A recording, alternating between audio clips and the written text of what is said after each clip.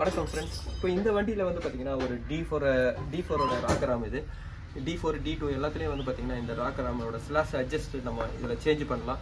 இது ஒரு சப்ஸ்கிரைபர் வந்து பார்த்தீங்கன்னா அவர் லாங்லேருந்து எனக்கு கொடுத்து அமிச்சாரு. ஏன்னா அங்கே மெக்கானிக் வந்து பார்த்தீங்கன்னா இது அசம்பிளோடு தான் சேஞ்ச் பண்ணுறாங்க. இதில் இருக்கிற தனியாக இந்த புல்லட் மட்டும் அவங்க சேஞ்ச் பண்ண மாட்டாங்க, அதாவது ஸ்லாஷ் அட்ஜஸ்ட் இதை மட்டும் சேஞ்ச் பண்ண மாட்டாங்க அப்படின்னு சொல்லி எனக்கு அமுச்சு விட்டாரு. இப்போ நான் அதுதான் இதில் சேஞ்ச் பண்ணுறேன்.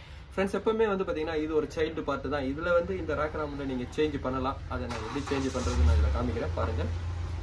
இந்த ஒரு 10-11 ஸ்பேனர் எடுத்துங்க. இந்த ஸ்லாஷ் அட்ஜஸ்ட்டில் நீங்கள் வச்சுட்டு தட்டும் போதே வந்து பார்த்தீங்கன்னா இது வந்துடும். இப்படி எடுத்துகிட்டு கூட நீங்கள் திருப்பி புதுசை கூட நீங்கள் ஃபிட் பண்ணலாம். ஏன்னா இதெல்லாம் வந்து பார்த்தீங்கன்னா உள்ள ஒரு பால் டைப் லாக்கு தான். இப்போ இது உள்ள வந்து பார்த்தீங்கன்னா ஒரு நான் ரிட்டர்ன் வால்வ் இருக்கும். இந்த வால்வோட ப்ரெஷரில் தான் வந்து பார்த்தீங்கன்னா இந்த புல்லட் வேலை செய்யும். இப்போ நான் இந்த எப்படி செட்டிங் பண்ணுறது நான் உங்களுக்கு இதுக்கப்புறம் காமிக்கிறேன். இதோட பார்ட்டோட ரேட்டு மட்டும் ஃபஸ்ட்டு காமிக்கிறேன். இதோட பார்ட் ரேட் வந்து பார்த்தீங்கன்னா 8 ஸ்லாஷ் அட்ஜஸ்ட் வரும். எல்லாமே வந்து பார்த்தீங்கன்னா ஒரு 2500 ரூபாய் எம்ஆர்பி வரும் பாருங்க.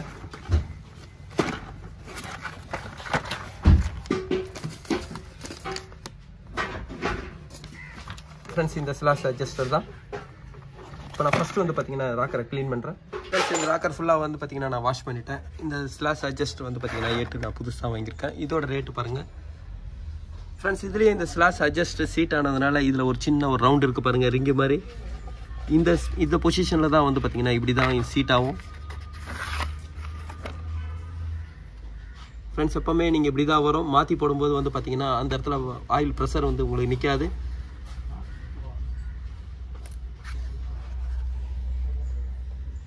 ஃப்ரெண்ட்ஸ், இப்போ ஃபுல்லாக ஃபிட் பண்ணிட்டேன். இந்த 3 ஸ்லாட் இருக்குது பாருங்கள், 3 ஸ்லாட்டு. இதுதான் வந்து டாப் பொசிஷனில் வரும். இப்போ நான் எல்லாமே ஃபிட் பண்ணுறேன்.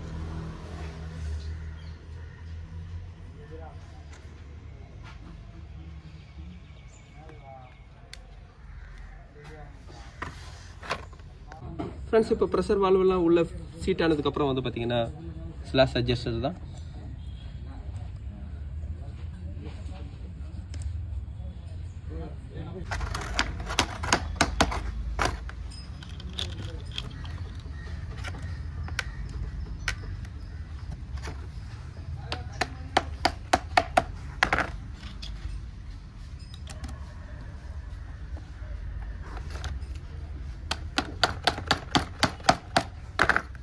ஃப்ரெண்ட்ஸ், இதோட ஸ்லாஷ் அட்ஜஸ்ட் எல்லாமே நான் ஃபிட் பண்ணிட்டேன்.